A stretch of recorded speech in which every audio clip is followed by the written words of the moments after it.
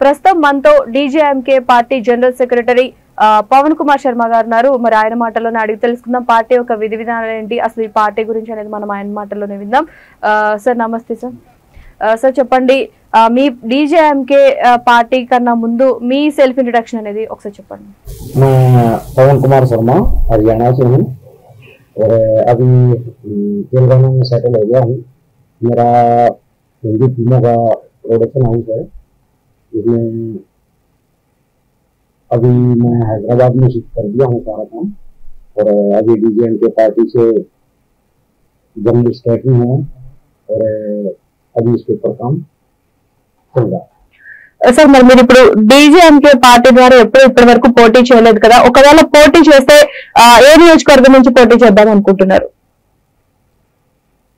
डीजेएमके party की अभी तेलंगाना से स्टार्ट हो गया है, लॉन्च कर दिया गया है. आहिस्ता आहिस्ता हर स्टेट में इसको लॉन्च किया जाएगा.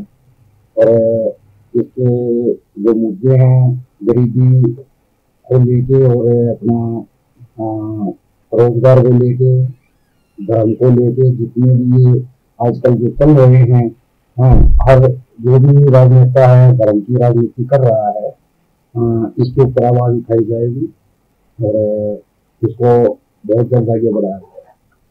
సరే, డీజీఎంకే పార్టీ యొక్క విధి విధానాలు ఏంటి, అలానే భవిష్యత్తులో ఏ విధంగా ముందుకెళ్దాం అనుకుంటున్నారు? भविष्य में ఫ్యూచర్ లో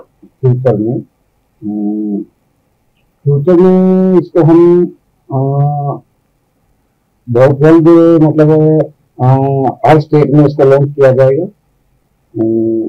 अभी तेलंगाना से लॉन्च कर दिया है, बहुत जल्द महाराष्ट्र, हरियाणा, पंजाब, राजस्थान कुछ तैयारियां चल रही हैं लॉन्च करने की. और इसके ऊपर बहुत अच्छा उससे काम किया जा रहा है.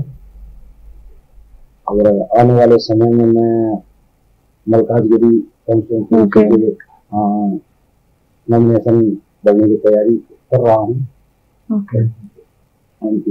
ఓకే సార్, అలానే ఇప్పుడు చివరిగా మీరు ప్రజలకు ఏం చెప్దాం అనుకుంటున్నారు డీజేఎంకే పార్టీ తరపు నుంచి? पब्लिक को हम यही बोलेंगे कि जो भी अपना 30 तारीख को वोट दें और हमारी डीजेएमके पार्टी का अम्बेडकर से मलिक कुरैशी एयर कंडीशनर जो निशान है उसके ऊपर बटन लगाए. Okay, thank you sir. Thank you.